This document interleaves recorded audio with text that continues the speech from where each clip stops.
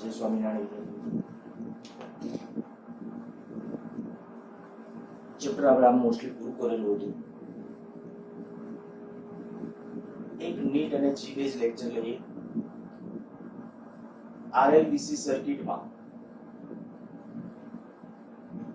પ્રવાહ વૃદ્ધિ દર અને ક્ષય દર આરએલ અથવા એલઆર પરિપથમાં પ્રવાહ વૃદ્ધિ દર અને ક્ષય ક્ષય દર. દર શબ્દ છે એ વૃદ્ધિ અને ક્ષય ખાલી આમ બોલો તો પણ ચાલે. હવે પ્રેક્ટિકલી જ્યારે વિચારો, આપણે અત્યારે વાત છે ડીસી પ્રાપ્તિ સ્થાન સાથેની, નેક્સ્ટ ચેપ્ટર વખતે એસી પ્રાપ્તિ સ્થાન સાથે ડિસ્કશન કરીશું. પણ જ્યારે વાત છે આપણી ડીસી પ્રાપ્તિ સ્થાન સાથે, જ્યારે ડીસી પ્રાપ્તિ સ્થાન સાથે આપણે ઇન્ડક્ટરને જોડીએ છીએ અને જો સ્થાયી પ્રવાહની સ્થિતિ હોય તો મેં તમને એકાદ બે પ્રશ્નો એના રિલેટેડ કરાવેલા હતા. પહેલા ત્યાંથી રિવિઝન ના સ્વરૂપે એકાદ ક્વેશ્ચન લઉં છું. જ્યારે તમને એમ કહેવામાં આવે, માની લો કે એક સર્કિટ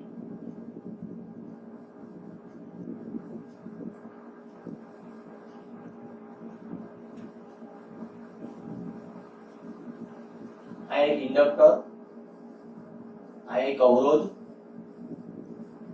આ એક બીજો અવરોધ, આ બેટરી, માની લો કે આ એક કળ છે.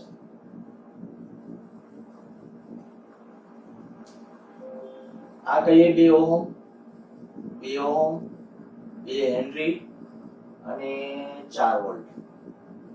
ક્વેશ્ચન આપણા t બરાબર 0 સમય કળ ચાલુ કરવામાં આવે તો t બરાબર 0 અને t બરાબર ઇન્ફાઇનાઇટ સમય બેટરીમાંથી ખેંચાતો પ્રવાહ. નીટ એના માટે તો પ્યોરલી કદાચ તમને કહું કે આવા જ પ્રકારના ક્વેશ્ચન્સ વૃદ્ધિ દરમાં જે આપણે કહીએ કે ચર ઘાતાંકીય જે વિધેય લેશું એ મોસ્ટલી વધારે પડતું જી વાળા બાળકોએ કરવાનું છે. પણ આ ધ્યાન રાખજો, t બરાબર 0 સમયે કળ ચાલુ કરવામાં આવે તો t બરાબર 0 સમય એટલે શું? તો મોસ્ટલી રકમ લખે ત્યારે શું લખે કે કળ ઓન કરતાની તરતની ક્ષણે, કળ ઓન કરી કે ઓફ કરી પછીની તરતની ક્ષણે એવું કરે એટલે શૂન્ય સમય સમજવાનો. અને એમ કે ખૂબ લાંબા સમય પછી તો t બરાબર ઇન્ફાઇનાઇટ સમજવું. અરે એ એકલો અહીંયા જ્યારે પ્રશ્ન પૂછશે ત્યારે તમે એમ નહીં કે અનંત સમય, ત્યારે એમ જ કહેશે ખૂબ લાંબા સમયને અંતે, તો ખૂબ લાંબા સમય એટલે ઇન્ફાઇનાઇટ સમય સમજશું. હવે આપણને ખબર છે ઇન્ડક્ટર શું કરે છે, તો કે ઇન્ડક્ટર છે ને એ ફેરફારનો વિરોધ કરે. વિચારો કે કળ ખુલ્લી હતી ત્યારે આયા પરિપથમાં એટલે કે ઇન્ડક્ટરમાંથી પ્રવાહ કેટલો હતો? તો કે પ્રવાહ 0 હતો. શૂન્ય સમયે જ્યારે હું કળ ઓન કરું જસ્ટ એની પહેલા ઇન્ડક્ટરમાંથી પ્રવાહ કેવો હતો? 0. હવે જેવી કળ ઓન કરીએ એટલે પ્રવાહ સીધો વહેવાનો ટ્રાય થશે, તો કે ઇન્ડક્ટર તરત વિરોધ કરે કે નહીં ભાઈ, ઇન્ડક્ટર ફેરફારનો વિરોધ કરે. એટલે આપણે શું કરશું, હું તમને આનો ટૂંકો રસ્તો અથવા સહેલો રસ્તો આવો આપી દઉં છું કે t બરાબર 0 સમયે આપણે શું કરી નાખવાનું, તો કંઈક આ રીતે આ બેટરી, અહીંયા જે અવરોધ હોય અવરોધોને એકને કાઢવાના નથી, ઇન્ડક્ટર હોય એની જગ્યાએ ગેપ મૂકી દો, પરિપથ કાપી નાખો. તમને યાદ હશે કદાચ કેપેસિટર વાળા પરિપથો માટે મેં આવું તમને કીધું હતું, પણ ત્યાં થોડું ઊંધું કીધું. ઊંધું એટલે શું, તો કે જ્યારે આપણે કળ મીન્સ કે શૂન્ય સમય હોય ને તો કેપેસિટરને બદલે પ્લેન તાર, કેપેસિટરને બદલે પ્લેન તાર, અને અનંત સમયે પરિપથમાં જે કેપેસિટર અહીંયા કાપી નાખવાનું, કેપેસિટરની જગ્યાએ સર્કિટ તોડી નાખવાની. તો સેમ વસ્તુ અહીંયા, પણ અહીંયા આપણે શું કીધું તો કે શૂન્ય સમયે છે ને ઇન્ડક્ટરને કાઢીને અહીંયા ગેપ કરી નાખો તો અહીંયા શું થશે, આ 4 વોલ્ટની બેટરી છે, આ 2 ઓહમનો અવરોધ છે, આ 2 ઓહમનો અવરોધ છે, આ અવરોધમાંથી કોઈ પ્રવાહ વહેતો નથી કારણ કે એને બંધ ગાળો ન મળે, પ્રવાહ ન વહે તો એનો કોઈ રોલ હોતો નથી. પરિણામે આપણે કહી શકાય કે આમાં પ્રવાહ અત્યારે કેટલો હશે, તો આ t બરાબર 0 સમયે પ્રવાહ I બરાબર કેટલો આવશે, v/r. તો v કેટલું 4 વોલ્ટ અને અવરોધ કેટલો ખાલી માત્ર 2 ઓહમ, તો પ્રવાહ આવશે 2 એમ્પિયર.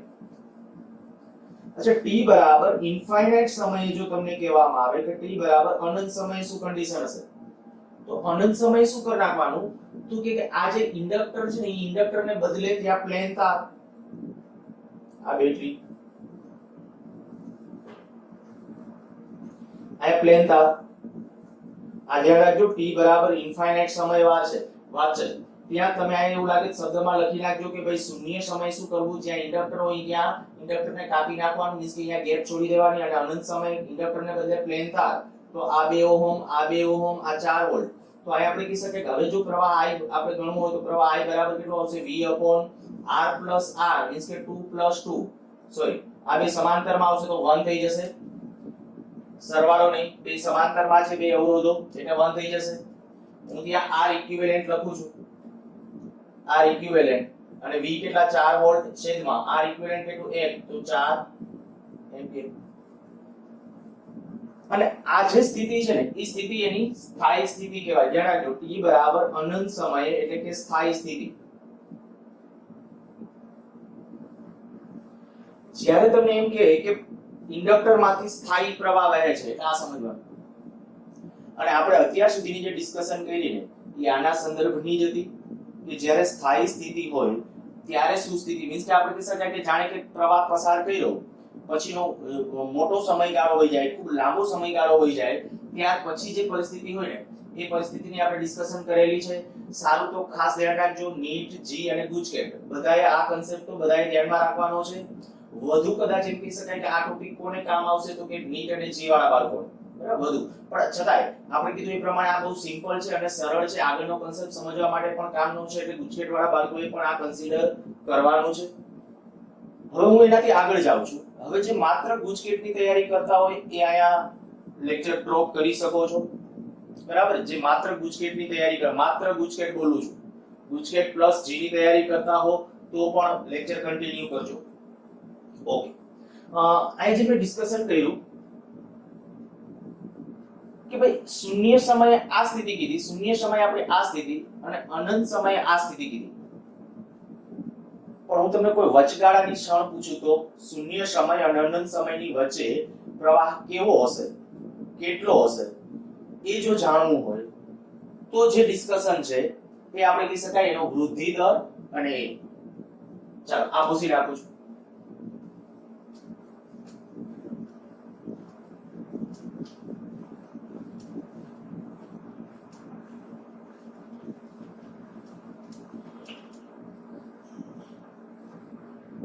જો આની અંદર RL સર્કિટ ની અંદર સૌથી પહેલા હું કહું કે વૃદ્ધિ દર માટેનું જો ઇક્વેશન લખું તો વૃદ્ધિ દર અથવા વૃદ્ધિ, પ્રવાહની વૃદ્ધિ, ખાલી વૃદ્ધિ દર એટલે શું, તો કે પ્રવાહ કઈ રીતે વધશે એના માટેની વાત છે.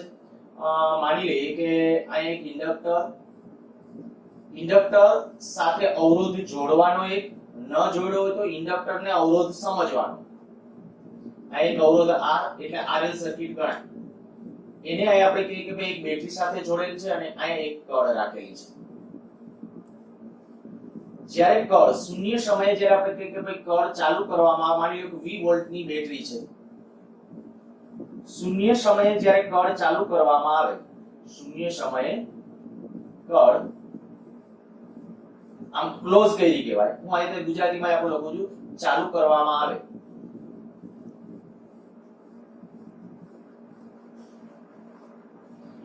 તો t બરાબર t સમયે શું કન્ડિશન હશે ને એનું સમીકરણ મેં લગભગ કેપેસિટર વાળા કિસ્સામાં તમને પ્રૂવ કરી દીધું. તો આ હું પ્રૂવ કરવા નથી જતો, સીધું ઇક્વેશન, કારણ કે આપણા માટે ઇક્વેશન જ કામનું છે. તો શૂન્ય સમયે કળ ચાલુ કરવામાં આવે તો પેલું એક વસ્તુ તમે આટલું તો મને કહી શકો, હું તમને આમાં પૂછું ભાઈ મહત્તમ પ્રવાહ કેટલો હશે, મહત્તમ પ્રવાહ ક્યારે હશે. હમણાં મેં આગલો પ્રશ્ન લીધો એમાં એકવાર જરાક જુઓ, શૂન્ય સમય પ્રવાહ મહત્તમ મળ્યો કે અનંત સમય પ્રવાહ મહત્તમ મળ્યો. જો શૂન્ય સમય કઈ 2 એમ્પિયર હતો, અનંત સમય કેટલો હતો 4 એમ્પિયર. ડિપેન્ડ્સ પરિપથ ઉપર. પછી પણ એવા પ્રકારનો જ્યારે પરિપથ છે, અહીંયા આ પરિપથ છે, અત્યારે હું તમને એમ કહું કે આની અંદર તમે શું કરશો તો કે અનંત સમયે આ ઇન્ડક્ટરને બદલે પ્લેન તાર આવી જશે. આમાં શું થાય, શૂન્ય સમયે તો આમાં કોઈ પ્રવાહ જ ન હોય. શૂન્ય સમય કોઈ કારણ કે કળ ચાલુ કરી પણ આ તરત વિરોધ કરશે સેજે પ્રવાહને પસાર નહીં થવા દે, આને કાપી નાખવાનું, આને કાપી નાખશો પ્રવાહને પસાર ન થવા દે, શૂન્ય સમયે તો પ્રવાહ જ નથી. અને અનંત સમયે શું, તો કે અનંત સમય કેટલો પ્રવાહ, તો આને બધે પ્લેન તાર કરી નાખશો એટલે અનંત સમયે આપણે કહી શકીએ પ્રવાહ કેટલો હશે v/r જેટલો, જે મેક્સિમમ હશે. તો હું અહીંયા લખું કે t બરાબર શૂન્ય સમયે કળ ચાલુ કરવામાં આવે તો t બરાબર t સમય પરિપથમાં વહેતો પ્રવાહ એનું સમીકરણ I બરાબર I0 લખો અથવા I મેક્સિમમ જે લખો એ, બરાબર. હું આ I ત્યારે આપણે Q0 લખ્યું તો આપણે અહીંયા I0 લખો, પણ આ મહત્તમ પ્રવાહ છે કેટલો v/r જેટલો 1 - e t/τ, જ્યાં τ એને કહેવાય સમય અચળાંક. ટોટલી જાણે કે અહીંથી આપણી કોપી છે કઈ, તો ઓલું કેપેસિટરના કિસ્સામાં આપણું સમીકરણ હતું, કેપેસિટરમાં વિદ્યુતભાર માટેનું ઇક્વેશન અહીં લખું q બરાબર q0 1 - e t/τ. યાદ આવી ગયો હશે, જ્યાં τ ને સમય અચળાંક કહેતા હતા, τ બરાબર rc હતું, આ સમય અચળાંક હતો. એવી રીતે અહીંયા RL સર્કિટ માટે જો સમય અચળાંક જોઈતો હોય તો સમય અચળાંકનું મૂલ્ય છે L/R જેટલું. હવે આવો ક્વેશ્ચન એનો ડાયરેક્ટલી તમે આમ ગુજકેટ ની અંદર આવી આમ ક્વેશ્ચન કે L/R નો એકમ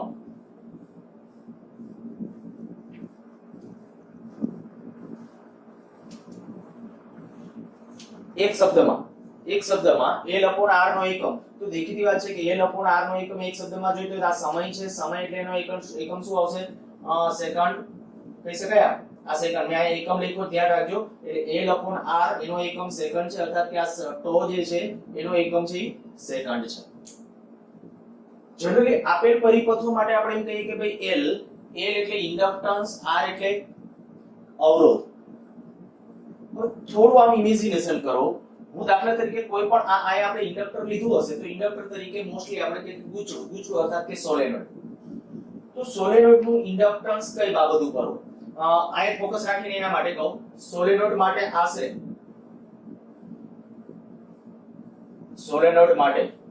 L બરાબર શું હતું, μ0 n2 a/L, આવું પરિણામ હતું. માની લો એક આદર્શ કોઈ એક સોલેનોઇડ આવો ધારો, ગમે એક સોલેનોઇડ પાસે આટા વીંટાળેલા છે, માની લ્યો કે આમ જે એની લેન્થ છે ને, આપણે અતિ લાંબો સોલેનોઇડ ની કલ્પના કરીએ તો આમ કહી દઉં છું, અતિ લાંબા સોલેનોઇડ માટે એની લંબાઈ દાખલા તરીકે 1 મીટર છે અને 8 ની ત્રિજ્યા 1 સેન્ટીમીટર છે. 8 છે ને આખું 8 ધારી લઈએ, 8 માની લ્યો કે 2 કે 5 સેન્ટીમીટર સ્ક્વેર છે. તો અહીંયા હું ખાલી આવું સાદું રૂપ આપું છું, આ ખાલી તમારી સમજૂતી માટે ધ્યાન આપજો. બરાબર, મ્યુ એટલે શું, તો કે 4π × 10⁻⁷. n આટાની સંખ્યા, માની લો કે આમાં મેં આટાની સંખ્યા વિચારી છે 1000 આટાઓ વિચારી લીધા છે, તો આ 1000 એનો સ્ક્વેર.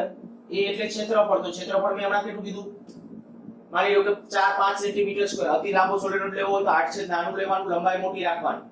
તો આપણે કે 4-5 સેન્ટીમીટર સુધીનું લ્યો, તો આપણે 5 સેન્ટીમીટર લઈએ તો 5 × 10⁻2 ઘાત એનો વર્ગ, સોરી ક્ષેત્રફળ છે એટલે વર્ગ નહીં, ત્રિજ્યા હોતો વર્ગ કરો. અહીં ક્ષેત્રફળ છે ડાયરેક્ટલી 5 × 10⁻4 ઘાત 5 સેન્ટીમીટર સ્ક્વેર આપ્યું છે, તો એનો અર્થ એવો થઈ જશે કે 5 × 10⁻4 ઘાત મીટર સ્ક્વેર. મીટર સ્ક્વેર માં આપણે ફેરવવું પડે, લેન્થ આપણે કીધી હતી 1 મીટર.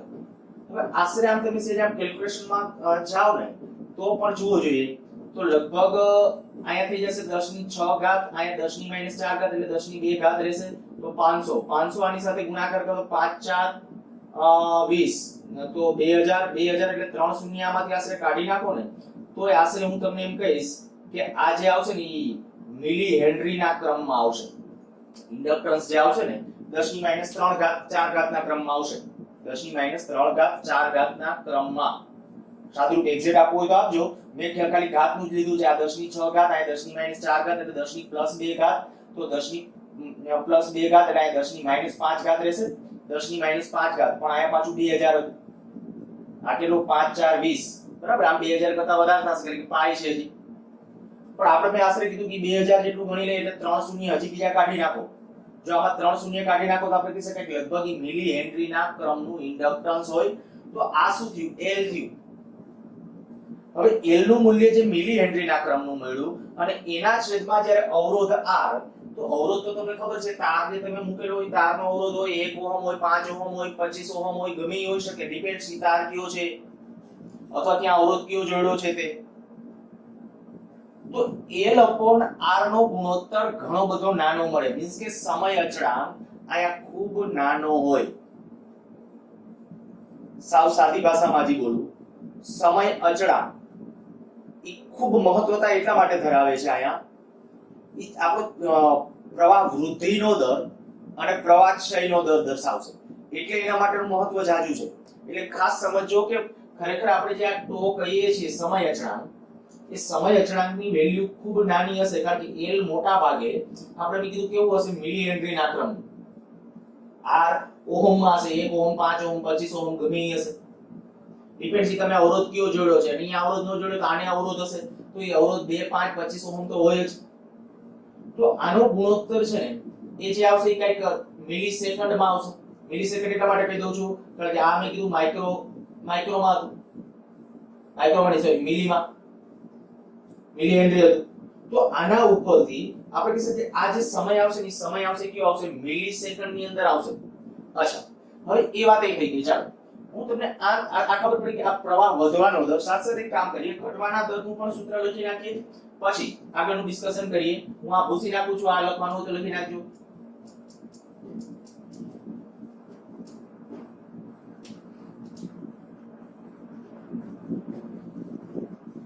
આ પ્રવાહ વધવાનો દર, પછી આપણે કીધું ટો એટલે સમય અચળાંક, L/R એનો એકમ વાત કરતી હતી આ પ્રવાહ. અને જો આપણે દાખલા તરીકે જે ડિસ્કશન કરવું છે ક્ષય દર, પ્રવાહ ક્ષય. પ્રવાહ ક્ષય એટલે એનો અર્થ શું? તો કે માની લ્યો કે અહીંયા ઇન્ડક્ટર છે, અહીંયા આપણો અવરોધ આ R, આ L, આ બેટરી, આ કળ માની લ્યો કે આવી રીતે હતી. હવે કળને ખુલ્લી કરવામાં આવે છે t બરાબર 0 સમય. એટલે આપણે કીધું કે ભાઈ લાંબા સમય સુધી મારે એક સ્ટેટમેન્ટ આવું લખવું પડે.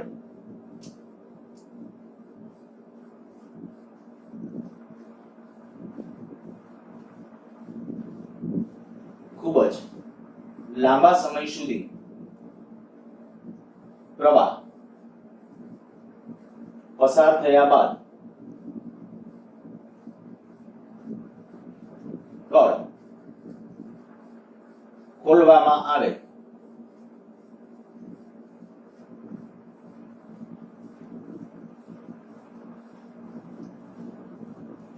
તે ક્ષણને t બરાબર 0 ગણીએ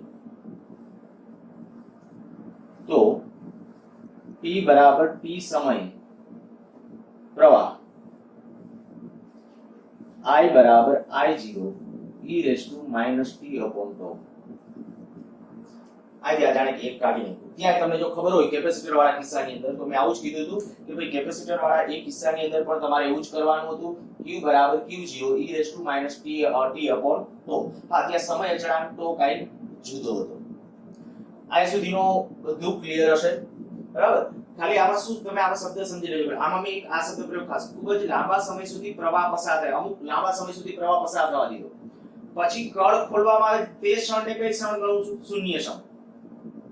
કે ભાઈ શૂન્ય સમયે કળ ખોલવામાં આવે તો શું થશે? પ્રવાહ એકાએક ઘટવાની ટ્રાય થશે. પ્રવાહ એકાએક ઘટવાય નહીં દે ઇન્ડક્ટર, પ્રવાહ એકાએક ઇન્ડક્ટર ઘટવા નહીં દે.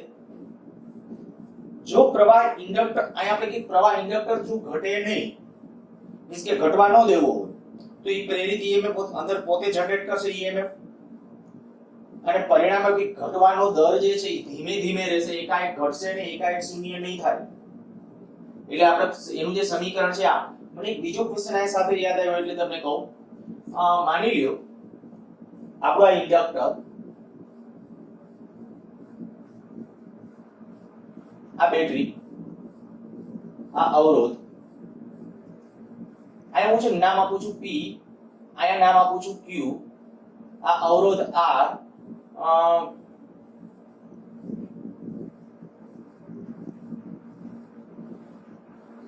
અહીંયા માની લો કે આ કળ છે અને આ કળને ખોલવામાં આવે t બરાબર 0 સમયે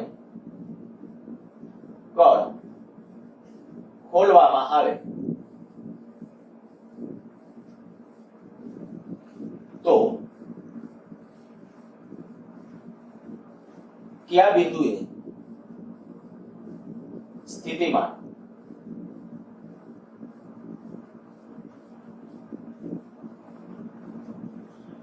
વધુ હશે, P કે Q?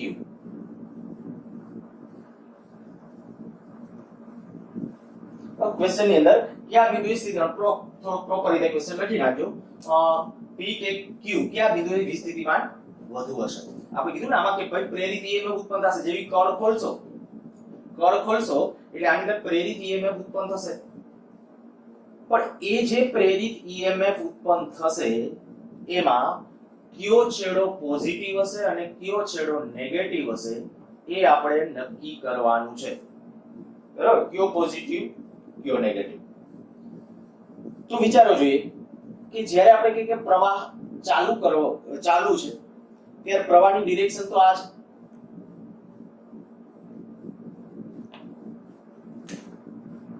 જો પ્રવાહની ડિરેક્શન આ હોય અને હું કળ ખોલું છું, કળ ખોલવામાં આવે શું થાય? આ પ્રવાહ ઘટવાનું ટ્રાય થશે. આ મેઇન પ્રવાહ છે.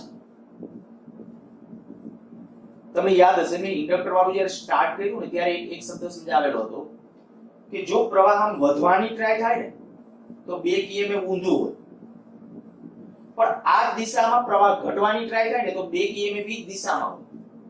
ઇન્ડક્ટર સમજાવતી વખતે આ સમજાવેલું હતું. તો અહીંયા જ્યારે આપણે કહીએ કે ભાઈ અહીંથી આ પ્રવાહ છે વહેતો હતો અને પ્રવાહ જેવી ઘટવાની ટ્રાય થઈ, કળ ખુલ્લી કરી, જેવી કળ ખુલ્લી કરી એટલે પ્રવાહ ઘટવાની ટ્રાય થઈ, અને જો પ્રવાહ ઘટવાની ટ્રાય થાય તો એ આપણને ખબર છે કે ભાઈ ઘટવા ન દેવો હોય તો પ્રેરિત પ્રવાહ આમ જ મળે. એટલે ત્યારે આપણે કહી શકીએ કે આ ઇન્ડ્યુસ્ડ પ્રેરિત પ્રવાહ આ દિશામાં મળે. એટલે હું આમ કહું કે આ ઇન્ડક્ટર છે દાખલા તરીકે, તો ઇન્ડક્ટરમાં પ્રેરિત પ્રવાહ, જો આ પ્રેરિત પ્રવાહ કહું છું આ I, મેં અહીંયા લખ્યું છે I, કાં તો ઇન્ડ્યુસ્ડ કરું, I ઇન્ડ્યુસ્ડ કરંટ આમ હશે ઇન્ડક્ટરમાં. હવે ઇન્ડક્ટરમાં ઇન્ડ્યુસ્ડ કરંટ આમ છે, પ્રવાહ આમ ક્યારે હોય તો કે ઇન્ડક્ટર છે ને આવી બેટરીની જેમ વર્તે તો. બેટરી આમ હોય તો જ પ્રવાહ અહીંથી આમ હોય, નહીતર આમ ન હોય. તો એનો અર્થ કે આ છેડો પોઝિટિવ હશે, આ છેડો નેગેટિવ હશે, એનો અર્થ કે આ પોઝિટિવ હશે, આ નેગેટિવ હશે, એનો અર્થ કે આ પોઝિટિવ હશે, આ નેગેટિવ હશે. સમજાઈ ગયું હશે? બરાબર? નો સમજાણો હોય તો ખાસ એકવાર ફરીથી પાછું રિપીટ કરી જોજો. હું બહુ ટૂંકમાં કહી દઉં છતાંય કે એનું સ્થિતિમાન વધારે હશે તો તમને મેં આટલું કીધું, જ્યારે પ્રવાહ એકાએક જ્યારે કળ ખોલવામાં આવે, કળ એકાએક જ્યારે ખોલો છો કે ઇન્સ્ટન્ટ અહીંથી જે પ્રવાહ વધતો હતો, પ્રવાહ વહેતો હતો, પ્રવાહ ઘટવાનો ટ્રાય થશે. ઘટવાનો ટ્રાય થાય તો આપણો રૂલ્સ લેન્ઝનો નિયમ એવું કહે છે ઘટવા નહીં દે તો વધારવો છે. વધારવો એટલે પ્રેરિત આમની ખબર પડી કે પ્રેરિત આમ, ઇન્ડ્યુસ્ડ આ બાજુ છે, તો પ્રેરિત આ બાજુ છે. હવે પ્રેરિત ક્યારે આ બાજુ મળે તો કે આ એક બેટરીની માફક, કેટલા વોલ્ટની બેટરી? LDI/dt. આ અમે બેટરી દર્શાવી છે, મારા ઇન્ડક્ટરને બદલે બેટરી દર્શાવી. આ બેટરી કેટલા વોલ્ટની કહેવાય? LDI/dt, બેક EMF જેટલું હોય એટલું. તો એટલા વોલ્ટની આપણે આ બેટરી છે. અને આપણે પ્રવાહ આમ છે, બેટરીનો ધન આ બાજુ રાખવાનો, ધન આ બાજુ રાખો તેનો અર્થ કે આ છેડો ધન હશે અને આ ઋણ હશે. તો સ્વાભાવિક છે કે હવે કદાચ હું તમને એમ કહું કે માની લ્યો કે કળ ખુલ્લી હતી, આ કન્ડિશન લઈ લો. આમાં ઓલો ક્વેશ્ચન પૂછ્યું, શૂન્ય સમયે કળ ચાલુ કરવામાં આવે. શૂન્ય સમયે કળ ચાલુ કરશો તો આનો દાખલા તરીકે P છેડો કહો અને Q છેડો કહો. અહીંયા P નામ આપું છું, અહીંયા Q નામ આપું છું. કયો છેડો પોઝિટિવ હશે અને કયો નેગેટિવ હશે? તો તરત વિચારવાનું કે ભાઈ પ્રવાહ પહેલા પ્રવાહ નહોતો, હવે પ્રવાહ આમ વધવાનો ટ્રાય થાય તો ઇન્ડક્ટર ના પાડે ભાઈ વધવાનું નથી. જો પ્રવાહ વધવા નથી દેવો, અંદર ઇન્ડક્ટરમાં પ્રવાહ વધવા નથી દેવો તો આમ આવવું જોઈએ બેક EMF. તો બેટરીનો કે ત્યાં કયો છેડો પ્લસ હશે? P છેડો પ્લસ હશે. સારું, આવા બધા નીટ બેઝ આ ક્વેશ્ચન ગણાય અને કન્સેપ્ચ્યુઅલ ક્વેશ્ચન પણ ગણાય, તો એવા ક્વેશ્ચન માટે ધ્યાન રાખજો. થોડા આગળ વધીએ. આપણું જે વૃદ્ધિ દરનું ઇક્વેશન છે એ જ ઇક્વેશન, આ વૃદ્ધિ, પ્રવાહની વૃદ્ધિ,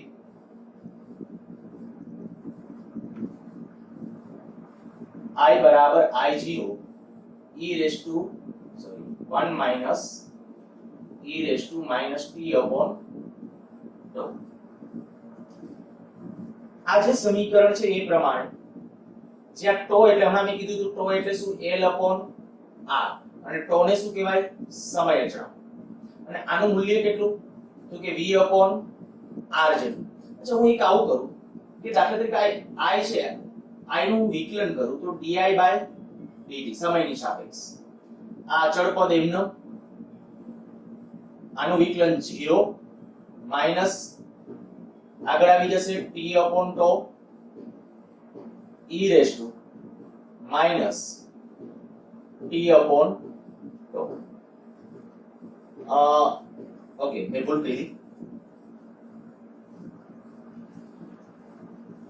આ e raised to minus t upon tau આનું વિકલન, okay, e raised to x નું થાય, e raised to આ નિયમ યાદ હશે, e d by dt એટલે આ e raised to આ x કહીએ તો e raised to x હોય તો e raised to x નું વિકલન શું થાય, e raised to x. પણ દાખલા તરીકે અહીં kx હોય તો આપણે આ કહી શકાય આ જે ઘાત હોય એનું વિકલન અહીંયા ગુણાકારમાં લખવું પડે એટલે k હોય. તો મારે અહીંયા એવું જ કરવું પડશે, e raised to minus t upon tau છે તો એનું વિકલન અહીંયા મારે ગુણાકારમાં લખવું હોય તો એ કેટલું આવશે, આ ઘાતનું વિકલન કહું છું, ઘાતનું વિકલન તો tau નું તો અચળ છે, એમનો tau એટલે સમય અચળાંક અચળ છે, તો એ કેટલું આવશે, માઈનસ આ માઈનસ છે, ઓકે, આ એક માઈનસ છે, બીજું ઓલું જે આવશે માઈનસ 1 upon tau. કેમ આવ્યું છે ખબર પડી ગઈ હશે, બરાબર? નહીતર જો હજી અહીં ખાલી આટલું જોઈ લો, d upon dt આપણે આવું કરવાનું છે, e raised to minus t upon tau.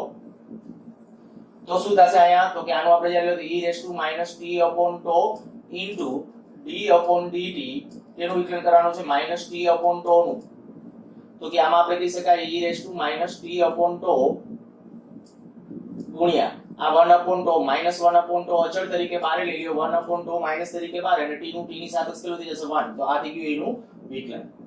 તો આ જે આવ્યું આપણા પાસે I0 upon tau e raised to minus t upon tau, આ di by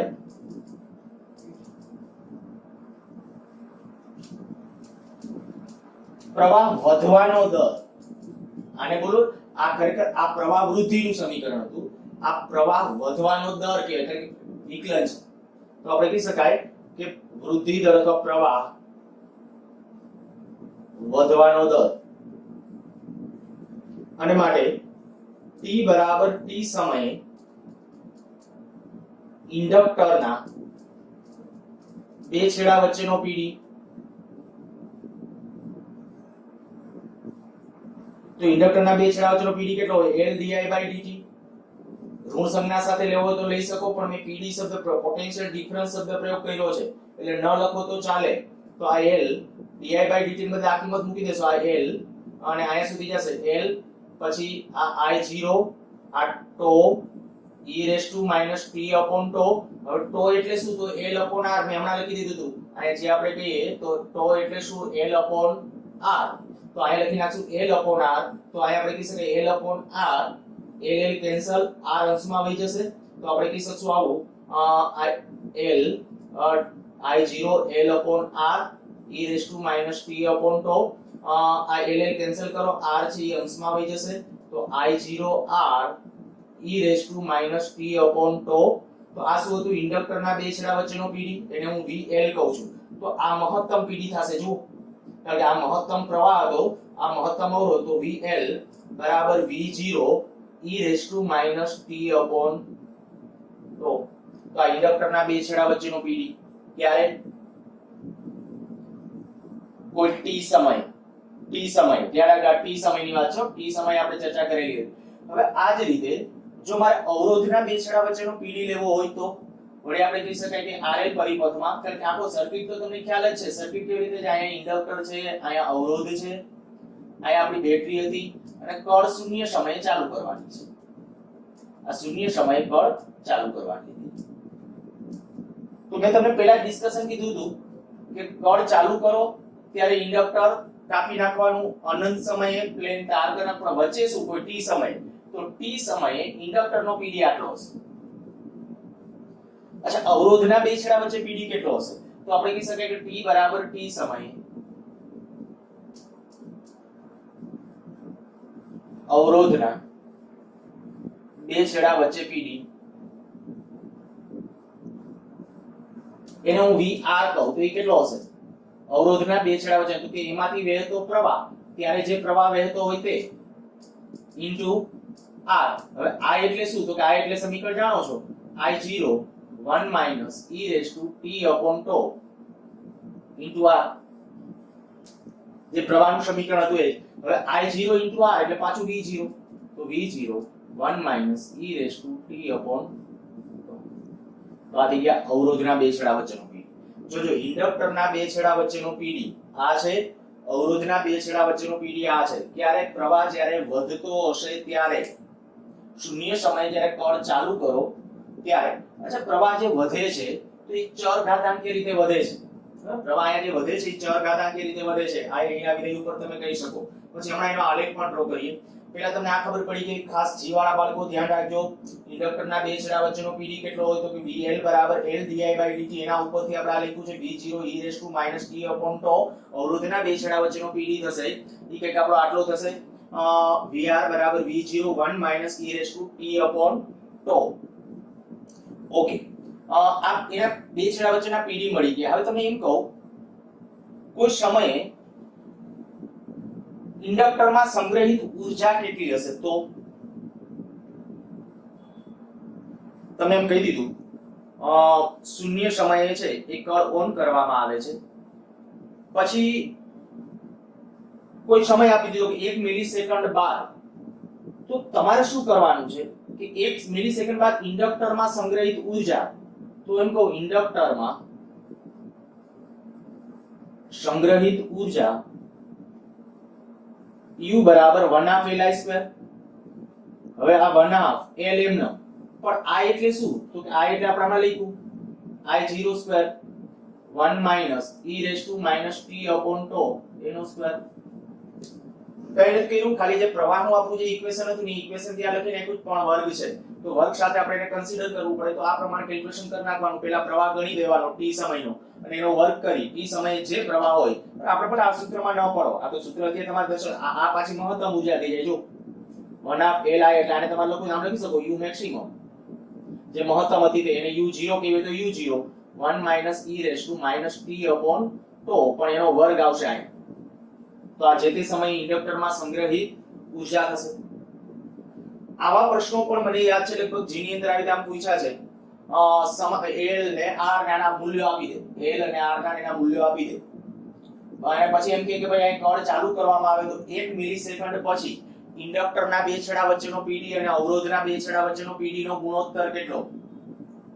તો ઇન્ડક્ટરના બે છેડા વચ્ચેનો પીડી એટલે આ છે, અવરોધના બે છેડા વચ્ચેનો પીડી એટલે આ છે. તો ડાયરેક્ટ તમે ઓલા સમીકરણ એમનામ ડાયરેક્ટ એની ઘાત ઉપરથી કહી શકો.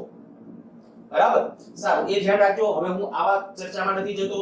પીડી તમને મેળવવાનું કે તો પીડી છે તમે આ રીતે આમ મેળવી શકશો કીધું એ પ્રમાણે.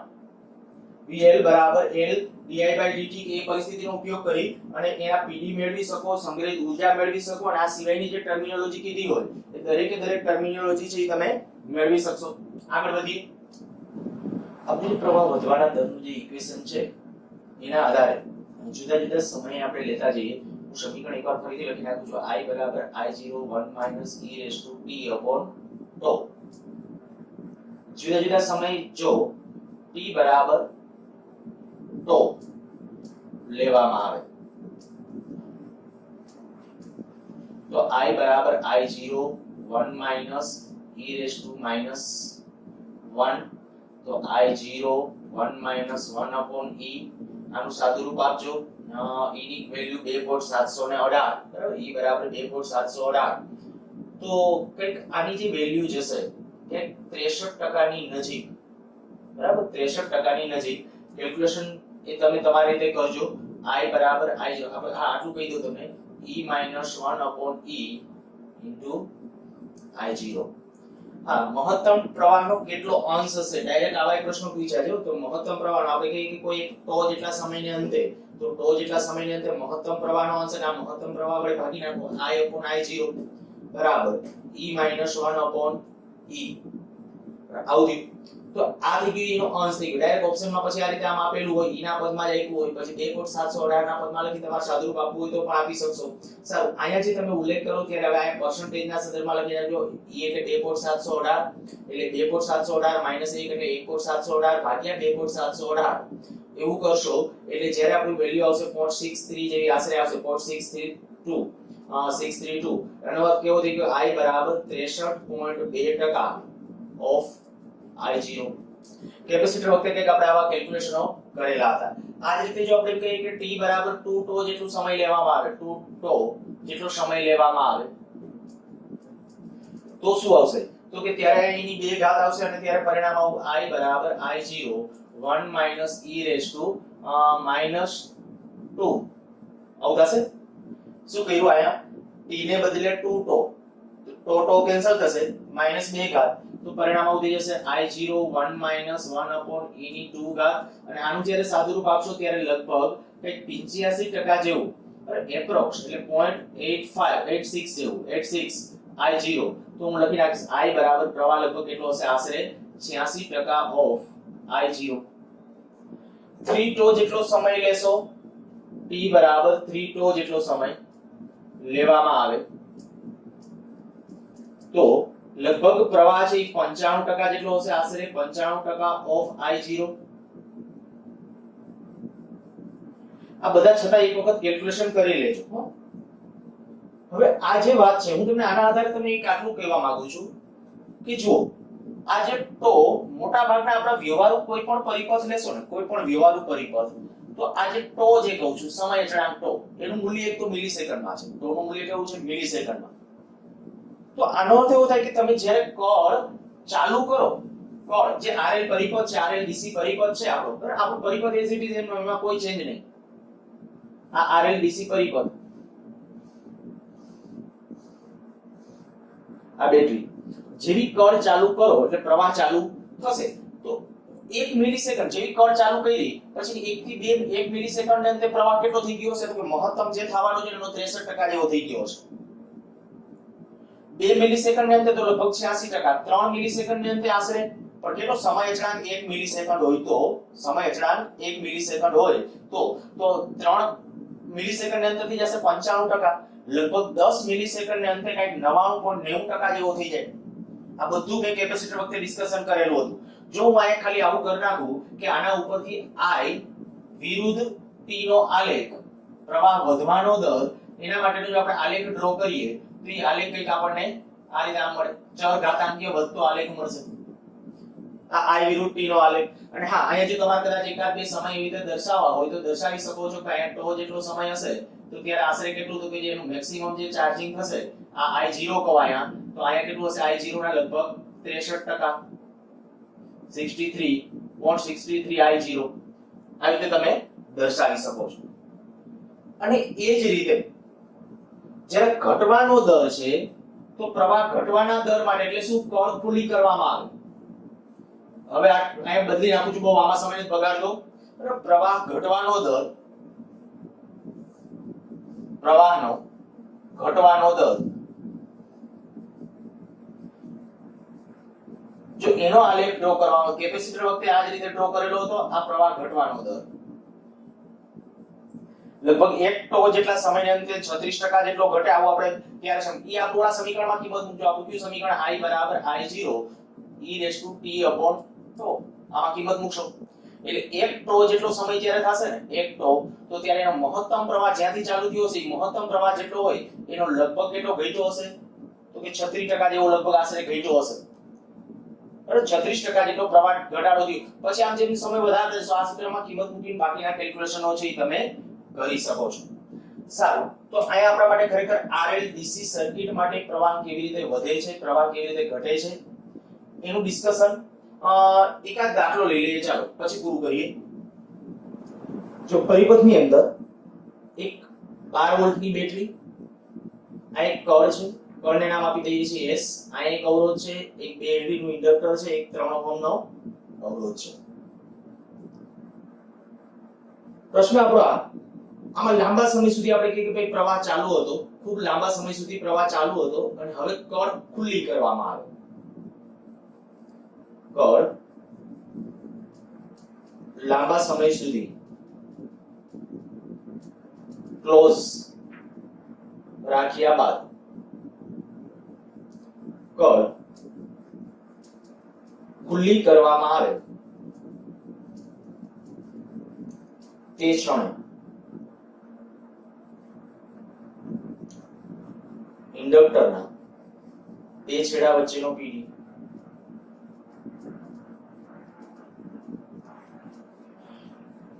આનું આપણે કેલ્ક્યુલેશન કરવું છે. હું ખાલી હિન્ટ આપું છું, કેલ્ક્યુલેશન છે તમે તમારી રીતે કરી શકશો.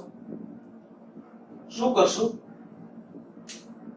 સૌથી પહેલા તો એક પરિસ્થિતિ વિચારી લ્યો કે જ્યારે પ્રવાહ વહેતો હતો, આની અંદર પ્રવાહ જ્યારે વહેતો હતો તો આની અંદર ઇન્ડક્ટર વાળી ભુજામાં મહત્તમ પ્રવાહ કેટલો? કારણ કે પ્રવાહ ક્યાંથી ઘટાડો, અહીંયા પ્રવાહ ઘટાડાના દર વાળું ઉદાહરણ મેં લીધું છે. કળ ખોલવામાં આવે છે એટલે ક્ષય દર છે. તો એમ કહું કે જ્યારે કળ ક્લોઝ હતી, બરાબર, કળ ક્લોઝ હોય એટલે આ કળ બંધ હતી ત્યારે આ ભુજામાં પ્રવાહ આપણે નક્કી કરવો છે. તો ઇન્ડક્ટર માંથી મહત્તમ પ્રવાહ છે. ત્યારે મારે શું કહી શકે, ઇન્ડક્ટર ને બદલે શૂન્ય સમય શું કરવાનું, ઇન્ડક્ટર થી કાપી નાખવાનું. કરી શકાય સાવ? અહીંયા આપણા માટે જોજો શૂન્ય પ્રવાહ, હા ત્યારે આ સોરી આ જ્યારે આપણે કઈ મહત્તમ પ્રવાહ વહેતો હતો ત્યારે આપણે કહી શકાય મહત્તમ પ્રવાહની વાત કરું છું.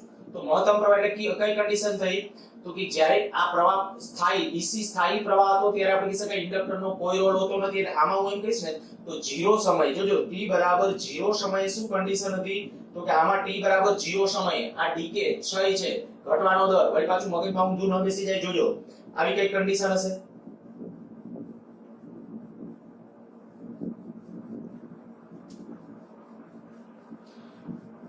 આ 12 વોલ્ટ ઇન્ડક્ટર ને બદલે પ્લેન તાર, અહીંયા 1 ઓહમ.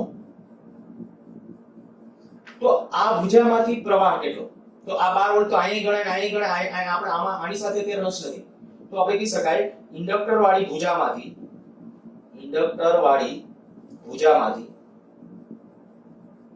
મહત્તમ પ્રવાહ જેને I0 કહેવાય, I0 કેટલો હશે તો કે V/R. તો V એટલે કેટલું તો કે 12 વોલ્ટ ભાગ્યા 1 એટલે પ્રવાહ મહત્તમ કેટલો 12 એમ્પિયર. ચાલો મહત્તમ પ્રવાહ આવ્યો, બરાબર. આપણે તમારી ઇન્ડક્ટર માંથી વહેતો જ ઓલી ભુજામાં શું પ્રવાહ છે એની સાથે નહીં. અને એક ધ્યાન રાખજો, વળી તમને એમ ન થઈ જાય કે આયા શું કામ આવું કર્યું. મેં હમણાં શરૂઆત કરી હતી લેક્ચરની ત્યારે આવું કીધું હતું કે શૂન્ય સમયે તમારે શું કરવાનું હતું, શૂન્ય સમયે ઇન્ડક્ટરને કાપીને ગેપ મૂકવાનો હતો. પણ ઈ વૃદ્ધિ વખતે જ્યારે આયા કન્ડિશન એ છે કારણ કે આયા તો આપણે કે ઓલરેડી અનંત સમય તો ખૂબ જો આયા લખ્યું છે, ખૂબ લાંબા સમય સુધી પ્રવાહ પસાર કર્યો. એટલે ઓલરેડી શું હોય તો કે ઇન્ડક્ટર સ્થાયી સ્થિતિમાં વહી જ ગયું, મીન્સ કે ઇન્ડક્ટર માંથી કોઈ પ્રવાહ હોતો ઇન્ડક્ટર માંથી આપણે કહી શકાય કે હા બધો પ્રવાહ એક પ્લેન તારની માફક વર્તન કરે એટલે પ્રવાહ બધો તેમાંથી પસાર થતો હશે. ઈ પ્રવાહનું આપણે કેલ્ક્યુલેશન કરી નાખ્યું તો I0 આવી ગયો તમારા પાસે. હવે તમારે નક્કી કરવાનો છે di/dt. તો અહીંયા આપણે હું તમને કહું કે પ્રવાહ ઘટવાના દરનું સમીકરણ શું, I બરાબર I0 e raised to minus t upon tau. જો આના માટે હું વિકલન કરું તો di/dt, I0 એમ નામ અચળ, અહીંયા શું કરશો વિકલન કરશો એટલે ઘાત હોય ઘાત sorry e raised to minus t upon tau અને ઇન્ટુ અહીંયા શું આવશે -1 upon tau. આ એનું વિકલન. તો આ I0 અહીંયા tau e raised to minus t upon tau. હવે આમાં તમે સમય અચળાંકની વેલ્યુ કેટલી તો કે tau બરાબર L upon R. હમણાં મેં લખી દીધું હતું તો L ની વેલ્યુ આપી. અચ્છા L અને R લેશો કેટલો એ ખાસ તમારે ધ્યાન રાખવું પડશે. કારણ કે હવે જ્યારે હું બીજા કોઈ ક્ષણે જ્યારે વાત કરું ત્યારે આ તો કપાઈ ગયું પરિપથમાંથી. ડિસ્ચાર્જ કેના થ્રુ થશે જોજો, જ્યારે કોઈ t સમય એટલે શૂન્ય સમય પછી હું આ એક સર્કિટ ડ્રો કરી નાખું છું. t બરાબર 0 સમય પછી સર્કિટની સ્થિતિ શું હશે તો કે આ તો ઓપન થઈ ગયું છે, આ તો હવે પ્રવાહ કઈ સપ્લાય જ નહીં કરે. બાકીનો જેટલો સર્કિટ છે, બાકીનો સર્કિટ એટલે કેટલો રહેશે